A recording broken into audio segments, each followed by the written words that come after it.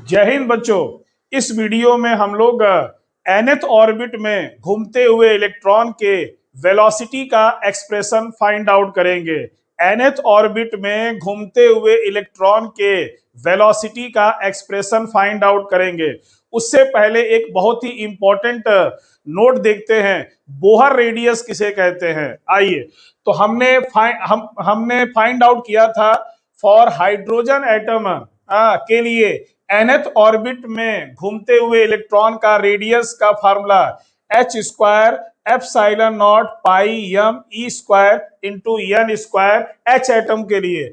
अब इसमें हम फर्स्ट ऑर्बिट का रेडियस निकालेंगे तो n की वैल्यू 1 रखेंगे तो r1 equal to Planck constant 6.6 10 की पावर माइनस 34 एप्सिलॉन नॉट 8.85 10 की power minus 12 pi 3.14 mass of electron 9.1 into 10 की पावर माइनस 31 और इलेक्ट्रॉन का चार्ज 1.6 10 की पावर माइनस 19।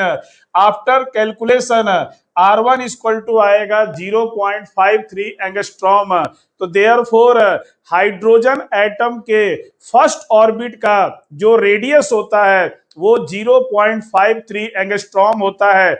इसी को उन्हीं के नाम पर बोहर रेडियस कहते हैं। आई रिपीट, हाइड्रोजन एटम के फर्स्ट ऑर्बिट का जो रेडियस होता है वो उसकी वैल्यू 0.53 एंगस्ट्रॉम होती है और इसी को बोहर के नेम पर बोहर्स रेडियस कहा जाता है। चलिए, अब हम लोग nth ऑर्बिट में घूमते हुए इलेक्ट्रॉन के वेलोसिटी का एक्सप्रेशन निकालेंगे। तो ये रहा इलेक्ट्रॉन जो nth ऑर्बिट में vn वेलोसिटी से क्या आपका मोशन कर रहा है। तो according to Bohr quantization theory, Bohr कहते हैं कि इलेक्ट्रॉन उन्हीं ऑर्बिट में चक्कर लगाएगा जिनमें उनका एंगुलर मोमेंटम जो है h अपॉन 2 पाई का एक मल्टीपल होगा, that is m v n r n is equal to h upon 2 pi into n, where n जो है प्रिंसिपल क्वांटम नंबर है, मुख्य क्वांटम संख्या है। फर्स्ट ऑर्बिट के लिए n की वैल्यू 1, सेकेंड ऑर्बिट के लिए n की वैल्यू 2 एंड सो ऑन।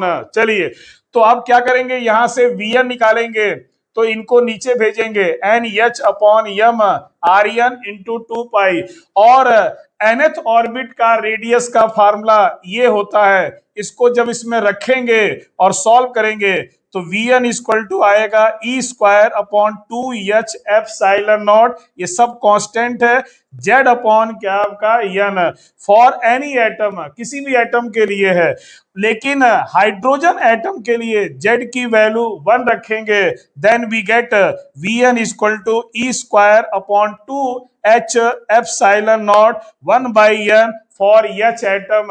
और आपको दिख रहा होगा कि H एटम के nth ऑर्बिट में घूमते हुए इलेक्ट्रॉन का जो वेलोसिटी है वो प्रिंसिपल क्वांटम नंबर के इनवर्सली है और रेडियस जो है वो प्रिंसिपल क्वांटम नंबर के स्क्वायर के डायरेक्टली है और वेलोसिटी जो है प्रिंसिपल क्वांटम नंबर के इनवर्सली है।